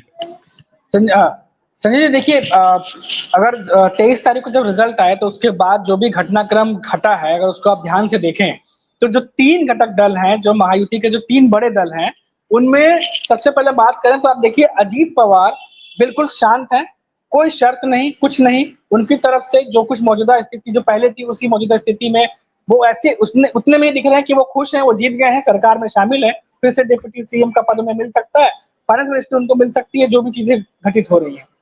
उसके बाद पिक्चर में आते हैं एकनाथ शिंदे, देवेंद्र फडणवीस, पोस्टर लगते हैं, तमाम चीजें घटित होती हैं, फिर मीटिंग्स होती हैं, फिर डिसाइड नहीं हो पाता, फिर दिल्ली जाते हैं। दिल्ली जाने से पहले अगर आप देखिए तो सीएम एकनाथ शिंदे को ये पहले ही बता दिया गया था, या उनको ये एहसास हो गया था कि वो अब सीएम रेस से बाहर है, क्योंकि वो अपने आप को सीएम रेस में उस समय रखे हुए थे। उनके तमाम नेताओं को भी उम्मीद थी कि उनके चेहरे पे लड़े हैं तो सीएम उन्हें ही बनना चाहिए। जब उन्हें ये बात का एहसास हुआ कि वो सीएम रेस से बाहर है, तब उन्होंने प्रेस कॉन्फ्रेंस करके ये बात बोली कि मैं सीएम समझता ही नहीं हूँ, और जो कुछ भी हाईकमान फैसला करेगा मैं उसे मान लूंगा।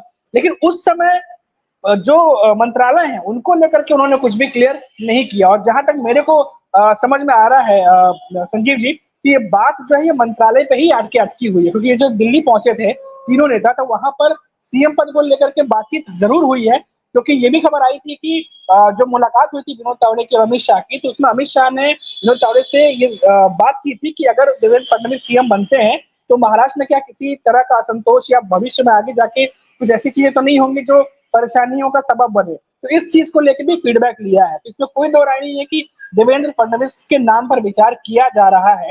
हालांकि ये अटकलें इसलिए लगती हैं क्योंकि मध्य प्रदेश और राजस्थान में 2 बार ऐसा हो चुका है कि असंभावित किसी चेहरे को अचानक से सीएम बनाया गया, इसलिए लग रहा है कि क्या महाराष्ट्र में भी ऐसा हो जाएगा। तो उसकी स्थिति अभी फिलहाल नजर नहीं आ रही, जिसके बारे में एक बार मैंने जिक्र किया कि अगर कोई नया चेहरा ऐसा आता है तो क्या उसके अंदर में एकनाथ शिंदे या अजीत पवार काम करेंगे, ये अपने आप में सबसे बड़ा सवाल है। तो ये जो आपने सवाल पूछा, इसका यही आंसर है कि सीएम फेस को लेकर के अब अजीत पवार या एकनाथ शिंदे की तरफ से कोई बात ऐसी दिख नहीं रही है, अपने आप को समझ चुके हैं कि वो नहीं बन रहे। लेकिन जो विभाग है उनको लेकर बात अटकी हुई है, और ऐसा लग रहा है कि दिल्ली से आने के बाद जो मीटिंग में जो कुछ भी बातें हुई होंगी, यहाँ आने के बाद फिर कुछ बातें हुई है, क्योंकि मीटिंग्स कुछ हुई है आज दिन भर में, उसके बाद आधे दिन बाद जो है वो निकल गए हैं एकनाथ शिंदे। तो ऐसा लग रहा है कि कुछ बातों पर फिर से अनबन हुई है, जिसकी वजह से नाराजगी की बात आ रही है। क्योंकि कभी भी नाराजगी की जब बात आती है तो हमेशा महायुति के नेता इनकार ही करते हैं, कभी वो कहते नहीं है कि हम नाराज हैं, कहेंगे भी क्यों। कौन कहेगा नाराज, जी। कह भी नहीं। आजकल तो अभी जो दौर है उसमें तो आपको नाराजगी को बड़ा छुपा के नाराजगी, और फिर जब मौका आता है तब आदमी चोट करता है। सुधीर सर, आप बता रहे थे, जो आप कह रहे थे कि राष्ट्रीय स्वयंसेवक संघ वाला जो आपने एंगल दिया था, एक उस पर, और दूसरा तमाम आपने सुन लिया सबको, महकमों को लेकर जो मैं बात कर रहा था, कहाँ जान कौन कौन से, देखिए देवेंद्र फडणवीस की हमेशा से रही कि होम उनके पास होना चाहिए, उधर अगर अजीत दादा पवार मेरे को फाइनेंस चाहिए, ये जो चीजें हैं। तो अब अभी ताजा जो परिप्रेक्ष्य है, खासकर जो अडानी एंगल मैंने कहा, तो ऐसे में क्या कुछ आप देखते पाते हैं? और दूसरा वो जो आपने आरएसएस वाली बात जो अधूरी थी, उसको भी आप कर दीजिएगा इस दौर में पूरा। सुधीर जी अनम्यूट कर लीजिए, अनम्यूट कर लीजिए, अनम्यूट। संजीव जी, आपके सवाल के साथ मेरे दो पैनलिस्ट इकबाल जी और धर्मेश जी ने बहुत एक अच्छी बात कही, मैं उस बात को आगे बढ़ाना चाहूंगा। उस सिक्के का एक पहलू था, उस सिक्के का दूसरा पहलू भी है। अगर एक बहुत ही छोटी जमात जो ब्राह्मण जाति आती है, यहाँ मुश्किल से 3 से 4% ब्राह्मण वोटर है महाराष्ट्र में, लेकिन विकल्पों की बात सुझाई गई और विकल्पों पे बातचीत चल रही है, विकल्पों पर खींचतान चल रही है, जैसे मुद्दों को हमारे कुछ पैनलिस्ट ने उठाया। एक सवाल ये है कि मान लीजिए कि अगर हमने मराठा लॉबी से किसी व्यक्ति को उठाया, तो क्या इस चुनाव में जिस ढंग से पिछली बार ओबीसी एससी एसटी के वोटर खिसके थे और लोकसभा चुनाव में उन्होंने जमकर वोटिंग की है, क्या वो नाराज नहीं होंगे? या फिर किसी ओबीसी चेहरे को महाराष्ट्र की पॉलिटिक्स में एकाएक अंदर लाया गया तो उससे मराठा समुदाय के जो लीडर्स हैं वो नाराज नहीं होंगे? हमारे एक पैनलिस्ट ने दिल्ली से जिक्र किया कि दिल्ली से रास्ता दिखाया गया, निश्चित तौर से दिल्ली का रास्ता है, लेकिन दोनों में बहुत बड़ा अंतर है। संजीव जी, अगर गौर करेंगे, महाराष्ट्र की पॉलिटिक्स में बहुत से चेहरे हैं, विकल्प हैं जो शिंदे या अन्य दलों की तुलना में बहुत ही आपका कि सर्वमान फिगर है, और आज नहीं। अगर आप देखें, जब गोपीनाथ मुंडे का जमाना यहाँ हुआ करता था, उसके पहले प्रमोद महाजन का जमाना हुआ था, अडवाणी वाजपेयी के जमाने में जो गोपीनाथ मुंडे ने नींव रखी थी, तब से यहाँ एक अपनी लीडरशिप रही है, लेकिन ये लीडरशिप बिहार में लैग करती है, तो वहां से तुलना करना थोड़ी सी बेईमानी होगी। हम आते हैं अपने परिदृश्य, अपने सवाल पे जो आपने मुझसे पूछा। दो चीजें हैं। क्या कभी आपने गौर किया कि जब 2014 के चुनाव जीतने के बाद विधानसभा का चुनाव होता है और तब सिर्फ प्रदेश अध्यक्ष थे देवेंद्र फडणवीस, और उस समय रिजल्ट आने के 15-20 दिन पहले यकाएक यहाँ के राजनीति के गलियारे में दिल्ली में नरेंद्र और महाराष्ट्र में देवेंद्र का नारा लगाया जाने लगा था। और तब आज के जो तथाकथित महासचिव हैं, जिनको अभी नोट कार्ड में जिनका विवाद उठा, उन्होंने उस समय भी ये बात कही थी कि जिन लोगों का नाम उछल जाता है उनको हमारी पार्टी या उनका नाम कभी आता नहीं है। ये पहली बार उन्होंने ऐसी बात की, ऐसा नहीं है। लेकिन आप गौर करिएगा कि वो 4 बिंदु थे कि तमाम बड़े बड़े लीडरों, खग्गार लीडर जो 2 से 3 बार 4 बार विधानसभा और विधान परिषद के विपक्ष पद के नेता रहे हैं, 3-3 4-4 बार महाराष्ट्र प्रदेश अध्यक्ष रहे हैं, उनके बीच में एक युवा चेहरे को बैठाया जाता है और उसको सीधे मुख्यमंत्री बना दिया जाता है। सबसे छोटी उम्र के दूसरे मुख्यमंत्री देवेंद्र फडणवीस बने। तो राजनीतिक समीकरण, वोट बैंक और जो प्रदेश की अपनी राजनीतिक मजबूरियां होती हैं वो हमेशा कमोबेश वही रहती हैं। तो आप समझ लें, ऐसी चीजें कुछ बदली नहीं है, बल्कि बीजेपी बहुत ज्यादा मजबूत हुई है। तो जैसा कि हमारे इकबाल भाई बता रहे थे, मैं उनकी बात को आगे बढ़ाऊंगा और उनकी बात का समर्थन करता हूं कि यहाँ देवेंद्र फडणवीस के पद को लेकर विवाद नहीं है। ये चीज मैं डंके की चोट पे कर रहा हूँ, मुझे शिवसेना के लोगों से भी बात हुई है, अजीत पवार गुट के लोगों से भी बात हुई है, खुद शिंदे गुट के लोग भी इस चीज को भली बात जानते हैं कि उस मामले में उनको अब तोड़ा मरोड़ा नहीं जा सकता। जहां तक बात मैंने खुद आपसे कहा था कि अगर ये रिजल्ट हंग पार्लियामेंट जैसी स्थिति के बनते तो शायद इस तरह की बातें की जा सकती थी, लेकिन अब जिस चेहरे के दम पर देवेंद्र फडणवीस को आगे बढ़ाकर चुनाव जीता गया है और अब प्रत्याशित जीत मिली है, तो इसमें कोई शक शुबा नहीं है। और आपको बता दूं, 3 प्लेसेस खंगाले जा रहे हैं। एक जो क्रिकेट ग्राउंड है चर्चगेट में, वहां रैली की बात है। 2 और 5 2 तारीखें नियत की गई हैं। देवेंद्र फडणवीस मुख्यमंत्री बन रहे हैं, विवाद निश्चित तौर पर है, बिना विवाद के वो सतारा जाके नहीं बैठते, और ये चौथी बार बैठे संशी जी। लेकिन रस्सा कस्सी हर राजनीतिक दल का अपना उनका फंडामेंटल राइट होता है। चुनाव जीते हैं, एक उनके जो तर्क है या उनकी पार्टी के नेताओं के, उनके कार्यकर्ताओं के तर्क है, उससे कोई भी इनकार नहीं कर सकता कि विधानसभा का ये चुनाव उनके नेतृत्व में लड़ा गया था। और ऐसे में अगर वो ये मानते हैं कि उनके नेतृत्व में इतनी बड़ी जो जीत मिली वो एकनाथ शिंदे के चेहरे पे मिली, तो ये वो मान सकते हैं, इसमें कोई दो राय नहीं, ये उनका प्रिविलेज है, वो उसको मान सकते हैं।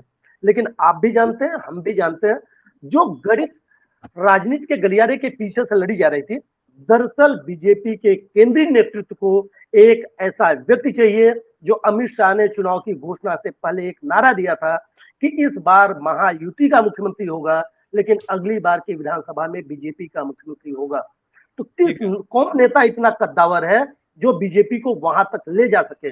और आपको बता दें, यहाँ महाराष्ट्र के सच में राजनीति में चाणक्य है, और वो है देवेंद्र फडणवीस। और आपको बता दूं, महाराष्ट्र बीजेपी में एकमात्र चेहरा देवेंद्र फडणवीस है जो शरद पवार की आंख में आंख डाल के बात करते हैं और उनकी दिए हुए दिशा निर्देशों और किसी भी सलाह को अपने हित के हिसाब से भले माने, लेकिन उनके निर्देशों के लिहाज से नहीं मानते। और मैं आपको बताऊं, 95 के बाद से लेकर अब तक आप मुख्यमंत्रियों से बात करिए, हर सुबह कोई भी हफ्ता ऐसा नहीं जाता जब शरद पवार जी फोन नहीं करते संजय जी। सबसे टिप्पणी लेनी है, केंद्रीय नेतृत्व की मजबूरी है जी। बिल्कुल बिल्कुल बिल्कुल, आप अपने आप वो है। और शरद पवार वैसे चाणक्य उनको कहा जाता है कि असली चाणक्य वो हैं, और सीखने की ठीक है कि वो उनके अगर चेले हैं तो ठीक है, और अलग तरह के है होता है, जहां मिले शिक्षा वहां दीक्षा वहां से ले लीजिए। मैं धनंजय सर से लेकर बाकी सभी से जानना चाहूंगा, जो अभी रार तकरार एक बहुत बड़ी मची हुई है वो ईवीएम को लेकर मची हुई है, और कांग्रेस या जो महाविकास अघाड़ी ये सब कुछ वो अपना प्ले अप कर रही है। तो यहाँ महाराष्ट्र केंद्र है उसका, जो कहते हैं ना भूकंप का जो केंद्र है वो महाराष्ट्र है। तो ऐसे में जो कुछ भी हम देख रहे हैं चला, अभी दिल्ली में हमने पाया देखा, आज वहां पास भी हो गया है, उनकी ओर से प्रस्ताव भी आए तमाम। तो क्या कुछ अब इसके असर क्या देखते हैं, क्या होंगे, इस पे जरूर एक टिप्पणी चाहूंगा धनंजय सर आपसे लेकर, बाकी जो बचे हुए हमारे पैनलिस्ट हैं उनसे एक छोटी छोटी टिप्पणी। आप अनम्यूट कर लीजिए। जब तक दिल्ली में नरेंद्र मोदी और अमित शाह की जोड़ी है और उनके बाहर जिनके लिए संसद में हंगामा हो रहा है उनकी तिकड़ी है, तब तक जो है आप ये सब मत सोचिए, है ना। ईवीएम क्या करेगा, फलाना कुछ हो भी जाएगा, कांग्रेस वाले केस भी कर देंगे, सुनवाई नहीं होगी। सुनवाई होगी तो देखा ना, जब ये थे शिंदे जी अलग हुए थे और उनकी सरकार गिरी थी उद्धव ठाकरे की, कोर्ट ने क्या कहा था, अगर इस्तीफा नहीं दी होती तो यह संवैधानिक सरकार है, इनको बहाल कर दिया। तो देश में किस तरह से माहौल है, किस तरह का माहौल है, कुछ उसमें ज्यादा अंतर्दृष्टि लगाने की जरूरत नहीं है, सीधे सीधे साफ साफ दिखाई पड़ता है। बाकी सुधीर जी ने कहा, मैं उस पर कुछ नहीं बोलूंगा, इसलिए कि कुछ भी हो सकता है, हमारी मर्जी किसी को बनाते चीफ मिनिस्टर, उसमें कोई गणित थोड़े लगाना है। जिसको मन करे पर्ची से निकाल दे, जिनको मन करे खुद ही अमित शाह करके बैठ सकते हैं, मुख्यमंत्री बन सकते हैं, क्या दिक्कत है, क्योंकि आपके पास बहुमत है, कुछ भी कर सकते हो। लेकिन हम जो समीकरण जोड़ते हैं या हम जो विश्लेषण करते हैं उसका कुछ आधार होता है, क्योंकि वो आधार पे ही पॉलिटिकल पार्टियां मूव करती है, खामखा हवा में मूव नहीं करती। और इस तरह की जो चीजें जी ईवीएम वाली है वगैरह वगैरह है, वो होती है, नहीं होती ऐसी बात तो है नहीं। लेकिन जब खेल हो गया तो अब क्या करोगे? हमारे यहाँ कहावत है, इसको एंड करता हूँ, होल बियाह मोर करवा की। अब ब्याह कर लिया लड़का लड़की, तो अब क्या करिएगा, कुछ नहीं होने वाला है, तो वही है, हो गया। जी वही सांप निकलने के बाद लकीर पीटने वाली हम लोग हमेशा कहते हैं, वैसी कुछ टिप्पणी है। बिलाल सर आपकी टिप्पणी सब पर। जो मैं कहने चाह रहा था वो फ्रेज आपने बोल दिया, या वो सांप निकल गया लाठी पीटते रहिए। बहरहाल उसमें मैं भी कोई गुंजाइश नहीं देखता, और माहौल है, ये सब इस तरह से गरमाते रहेंगे, अपने वोटर्स को जो उनका सेंटिमेंट है एड्रेस करते रहेंगे। लेकिन जो चूक कांग्रेस से हुई है, परकला प्रभाकर ने जो एक इतनी बड़ी रिसर्च दी थी 2024 के बाद, चुनाव के बाद, अगर तभी वो इनिशिएटिव लिया जाता तो शायद आज ये दिन नहीं देखने पड़ते। कांग्रेस का जो, विद ड्यू रेस्पेक्ट, कांग्रेस का जो लीगल डिपार्टमेंट है पूरी तरह डिफंक्ट है। अभी अभिषेक मनु सिंह भी आ गए हैं, इससे पहले तो बिल्कुल डिफंक्ट पड़ा था, कुछ करने को तैयार नहीं है लोग, और राहुल को भी मिसगाइड करते हैं। खुद तो है ही मिसगाइड, खुद उसको भी मिसगाइड करते हैं और उसको बुरी तरह चाहते हैं ये संघर्ष ही करता रहे सारे जिंदगी। तो देखिए कांग्रेसियों पर आप ज्यादा स्टेक इसलिए नहीं ले सकते, हम लोग तो डेमोक्रेसी के लवर्स हैं, संविधान में बिलीव करने वाले लोग हैं, तो कांग्रेस से हम लोगों को क्या लेना देना। लेकिन अब महाराष्ट्र की बात चल रही थी, लेकिन महाराष्ट्र में सरकार बनाने में हमेशा से जो मंत्रालय होते हैं उस पर हमेशा से पॉलिटिकल पार्टी रेजिस्ट करती है, चाहती है अच्छे से अच्छे मंत्रालय मिले। और लेकिन महाराष्ट्र का जो सारा का सारा गठन होगा सरकार का या मुख्यमंत्री का गठन होगा, वो वहां महाराष्ट्र के Maratha versus OBC political narrative से ही जोड़ के होगा। और इस नैरेटिव में एक नाथ शिंदे जो इस वक्त जो भी कुछ अब रेजिस्ट कर सकते हैं या जो भी कुछ गेम बना सकते हैं, यही उनके पास वक्त है। अदरवाइज तो फिर वो भी नीतीश कुमार की तरह अगर ज्वाइन कर लिया तो वो भी नीतीश कुमार की तरह असहाय हो जाएंगे। जो कुछ बार्गेन कर सकते हैं उनके पास यही वक्त है, strike when the iron is hot. अब उन्होंने कर लिया कुछ अपने पक्ष में तो कर लेंगे, उसके बाद उनके पास भी उनके हाथ पैर भी कट जाएंगे। ठीक कह रहे हैं, बहुत ठीक कह रहे हैं आप, यही है हथौड़ा चलाने का गर्म है लोहा। क्या इकबाल सर, हम जो एक बहुत अहम महत्वपूर्ण था, मैंने पूछा भी था, अभी उसका प्रॉपर नहीं कि क्या बहुत अहम कौन कौन से, वो जो सबसे पहले तो नगरीय जो प्रशासन है, स्थानीय निकाय होता है विभाग, वो बहुत अहम है। अगर आपको धारावी वाला एंगल है, फिर फाइनेंस भी है और भी महकमे, तो उसको लेकर क्या खींचतान सबसे ज्यादा उसी को। बहुत छोटी सी टिप्पणी, फिर मैं हेमंत सर से खत्म करूंगा, छोटी सी टिप्पणी ओवरहेड। देखिए मैं आपको बता दूं, थाना मुंबई जो महानगर पालिका है वो अपने आप में कई ऐसे राज्य है उसके बराबर का बजट रखती है और बहुत बड़ी पकड़ रखती है। यहाँ अगर महानगर पालिका अहम रोल अदा करती है, इसको लेकर के अभी वर्चस्व की लड़ाई होने वाली है। और इसके साथ के अंदर मैं आपको बहुत सिंपल सा बता दूं कि जिस तरीके से हेमंत सोरेन ने शपथ विधि ली, अगर महाराष्ट्र में खेल आसानी से खत्म हो जाता तो ये भी कर सकते थे कि मुख्यमंत्री पद का चेहरा दिखा करके शपथ विधि हो जाती, लेकिन हालात इतने आसान नहीं है। लेकिन उम्मीद है कि शायद रविवार तक ये पूरी ही पिक्चर क्लियर हो जाएगी। मंत्रालय का जो डिस्ट्रीब्यूशन का मामला चल रहा है, कौन कौन सा मंत्रालय किसके हाथ में आएगा, सेना और बीजेपी दोनों के ही लोग मान रहे हैं कि उसे जल्द से जल्द ये चीजें खत्म करके एक शपथ विधि है 2 से 5, ज्यादातर तो 2 तारीख को उम्मीद ऐसी मानी जा रही है कि शपथ विधि मुंबई के अंदर हो जाएगी। हालांकि इसके अंदर भी अलग अलग जगह का नाम आ रहा है, वानखेड़े स्टेडियम, शिवाजी पार्क हो गया, आजाद मैदान हो गया। अब तक वहां से कंफर्मेशन नहीं है। कंफर्मेशन इसलिए नहीं है क्योंकि नाम फाइनल नहीं हुआ, लेकिन ये उम्मीद की जा रही है कि लेट में लेट संडे तक जो है वो पूरी पिक्चर क्लियर होकर ये साफ हो जाएगा कि राज्य का अगला मुख्यमंत्री कौन बनेगा। और जैसे ही धनंजय जी ने कहा, मैं फिर उनके समर्थन में आता हूं कि अब तक ये साफ नहीं है कि देवेंद्र फडणवीस ही होंगे, क्योंकि जिस तरीके से राजस्थान, मध्य प्रदेश हमने देखा है कि कभी भी एक नई पर्ची आती है और कौन सा ताकतवर आदमी वहां से फैसले लेता है, सभी को पता है। वो अपने आप के अपने सामने कोई ऐसी चुनौतियां नहीं आने देगा जिससे पूरे देश में उसके लिए खतरा पैदा हो। तो अब देखना यह है कि अगला मुख्यमंत्री कौन होगा। और दूसरा, मैं फिर ये कहूंगा कि उस मुख्यमंत्री के साथ में क्या एकनाथ शिंदे और पवार, ये अजीत पवार, ये क्या दोनों उसके अंडर में काम करेंगे या उनकी टीम काम करेगी, ये एक बहुत बड़ा सवाल अब भी बना हुआ है। संजीव, बिल्कुल बिल्कुल। हेमंत सर, आपकी आखिरी टिप्पणी। संजीव जी, मुझे लगता है कि बीजेपी अभी बहुत कंफर्ट जोन में है, क्योंकि अजीत पवार एक ऐसे फैक्टर हैं जो किसी तरह की नाराजगी उन्होंने प्रकट नहीं की है। अगर ये दोनों एलाइज उनके वहां पर नाराजगी प्रकट करते रहते तो उनके लिए परेशानी पैदा होती। अजीत पवार उनके साथ है पूरी तरह से, और शिंदे ज्यादा नखरा करेंगे तो उनकी पार्टी टूटेगी, उनके विधायक टूट जाएंगे।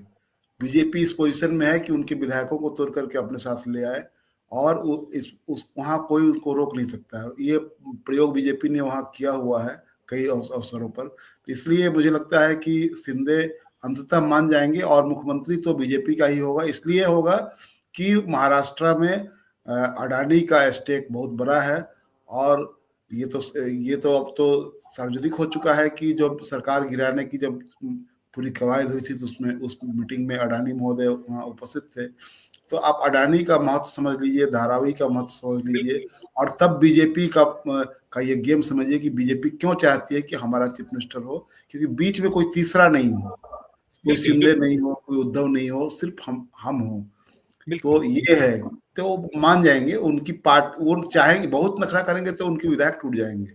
ठीक कह रहे हैं आप, ठीक कह रहे हैं। बीजेपी कुछ भी कर संजीव सकती जी, है। मैं हेमंत जी की एक बात से थोड़ा सा इत्तेफाक का रखता हूं, भले ही वो कह रहे हैं कि अजीत दादा पवार उनके साथ है, लेकिन अब बीजेपी इस स्थिति में नहीं है कि दोबारा वो अपनी आप की जो शाख है वो फिर दांव पे लगा करके एक बार शिवसेना के वापिस दो टुकड़े करे या किसी और पार्टी के दो टुकड़े करे। जिनको उन्होंने वॉशिंग मशीन में डाल के नीट एंड क्लीन किया है, उसको फिर दोबारा दागी अगर बनाने जाएंगे तो वो बीजेपी के लिए बहुत बड़ा खतरा पूरे देश में साबित हो जाएगा, सिर्फ महाराष्ट्र में नहीं, वो सारी चीजें प्रूव हो जाएगी। नहीं, ठीक, आप ठीक है, लेकिन वो कुछ भी कर सकते हैं, कहीं तक भी जा सकते हैं। और यहाँ बड़ा सवाल यही है कि उनको मुख्यमंत्री पद चाहिए, और मुख्यमंत्री पद उन्हीं के पास है। वो सवाल सबसे बड़ा यस। यही है कि क्या देवेंद्र फडणवीस या कोई और, यही एक देखने या सुनने वाली बात है। और उसके जो कुछ देरी हो रही है उससे शंकाएं यही बलवती हो रही है कि कुछ ना कुछ पीछे है।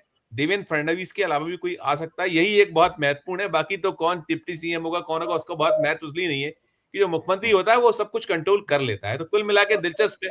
और जैसा आप लोग कह रहे हैं कि आने वाले 3-4 दिन में, 2-3 दिन में सब चीजें स्थिति स्पष्ट हो जाएंगी, और वो जो स्थिति स्पष्ट होगी तो पर सब कुछ मुट्ठी खुल जाएगी और साफ हो जाएगा। बहरहाल एक अच्छी और शानदार चर्चा के लिए आप सभी का मैं, हेमंत सर, मनीष जी, इकबाल जी, सुधीर जी, बिलाल जी, धनंजय जी और साथी और जुड़े थे, सबका धन्यवाद अदा करूंगा।